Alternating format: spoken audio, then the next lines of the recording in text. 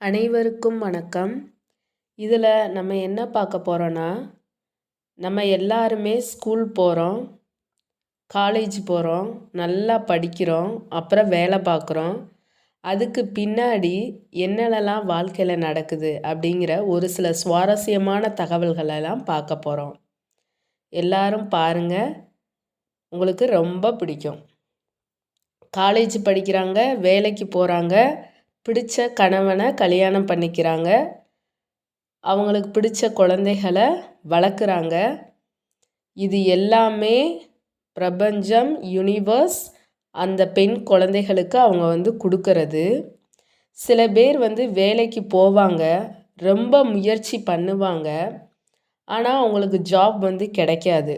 அதனால் அவங்க மனசு ரொம்ப வேதனையாயிரும். அவங்க ரொம்ப லோன்லியாக ஃபீல் பண்ணுவாங்க, ரொம்ப தனியாகவே உட்காந்துக்கிருவாங்க, மனசு வேதனைப்பட்டு ரொம்ப அழுவாங்க. இதை ஏன் நடக்குது? நம்மளுக்கு மட்டும் ஏன் வேலை கிடைக்க மாட்டுது? நம்மளும் எங்கெங்கேயோ போய் அப்ளை பண்ணுறோம், ஏன் கிடைக்க மாட்டுதுன்னு ரொம்ப வருந்துவாங்க. அவங்களோட ஃப்ரெண்டு அவங்களுக்கு ஹெல்ப் பண்ணுவாங்க, அவங்களுக்கு ஆறுதல் சொல்வாங்க. இந்த மாதிரிலாம் நீ அழ தேவையில்ல, கண்டிப்பாக உனக்கு ஜாப் கிடைக்கும், நம்ம நல்லா தான் படிச்சிருக்கோம், நல்ல மார்க்கு தான் வாங்கியிருக்கோம், வேலை உனக்கு கட்டாயம் கிடைக்கும்னு சொல்லுவாங்க. அப்புறம் பார்த்தா அந்த ஃப்ரெண்டுக்கே நல்ல வேலை கிடச்சிடும், அவங்களும் ஜாப்புக்கு போயிடுவாங்க. திரும்பியும் இந்த பெண் வேலை தேட ஆரம்பிப்பாங்க. ஆனால் அவங்களுக்கு வேலையே செட் ஆகாது. என்ன வேலை கிடைச்சாலும் அவங்களால திருப்தியாக அந்த வேலையில் பார்க்க முடியாது. சும்மா கிடைக்கிற வேலையெல்லாம் செய்வாங்க. அவங்க மனசுக்கு பிடிக்குதோ பிடிக்கலையோ, நம்மளுக்குன்னு கொஞ்சம் சேல்ரி வேணும் அப்படின்னு சொல்லி ஒரு துணிக்கடையில் ஒர்க் பண்ணுவாங்க, கொஞ்சம் டியூஷன் எடுப்பாங்க. அவங்களுக்கு பிடிக்குதோ பிடிக்கலையோ, ஆனால் வேலையை செய்வாங்க. மனசு ஆனால் நம்ம படித்த படிப்புக்கு தகுந்த வேலையவே தான் நினச்சிக்கிட்டே இருக்கும். அந்த வேலை பார்த்தா நம்ம லைஃப் ஸ்டைலே மாறி இருக்கும், நம்ம நிறையா சம்பாதிக்கலாம், பிடிச்ச வேலையை செஞ்சுருக்கலாம் அப்படின்லாம் அவங்களுக்கு தோணும். திரும்ப அவங்க தனிமைக்கு போயிடுவாங்க, அதை பற்றியே யோசிப்பாங்க. நம்மளுக்கு மட்டும் ஏன் இப்படிலாம் நடக்குது? நம்ம கூட படித்த ஃப்ரெண்டு எல்லாருக்குமே ஜாப் கிடச்சிருச்சு.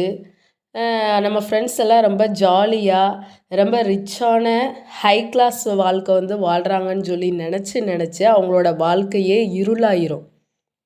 அவங்களுக்கு என்ன பண்ணுறதுனே தெரியாது, ரொம்ப கஷ்டப்படுவாங்க. அதுக்கப்புறம் பெரிய சொல்யூஷன் ஒன்று கிடைக்கும், அதுதான் சித்தர்கள், மகான்கள், யோகிகள்.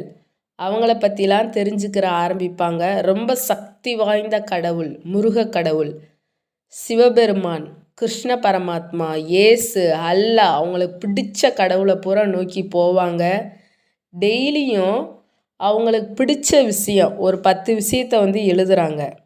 அதில் அவங்க எந்த விஷயத்தில் ரொம்ப ஈடுபாடோடு இருக்காங்க, நம்ம மனசு எதில் ரொம்ப விருப்பமாக இருக்குது, எந்த வேலை செய்யும்போது நம்ம ரொம்ப மகிழ்ச்சியாக இருக்கோன்னு சொல்லி அவங்களுக்கு கண்டுபிடிப்பாங்க.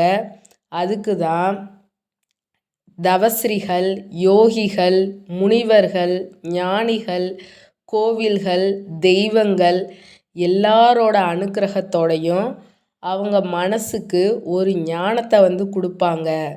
உங்களோட மனசு பிரகாரம்தான் உங்களுக்கு வாழ்க்கை அமையும்.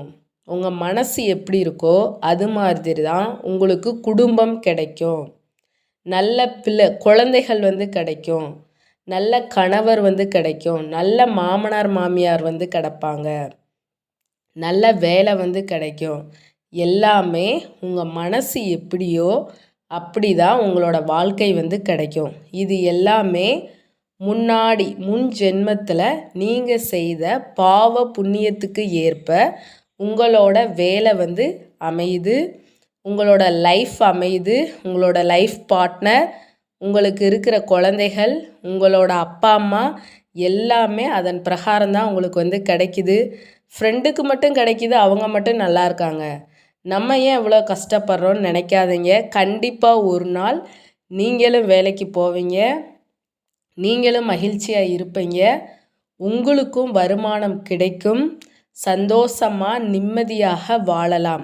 எல்லாருமே யூனிவர்ஸை நம்புங்க, பிரபஞ்சத்தை நம்புங்க. யோகிகளை நம்புங்க, முனிவர்களை கும்பிடுங்க, முருகக் கடவுளை கும்பிடுங்க. உங்களோட கர்மா போயிரும், தலையெழுத்தே மாறிடும்ப்பா.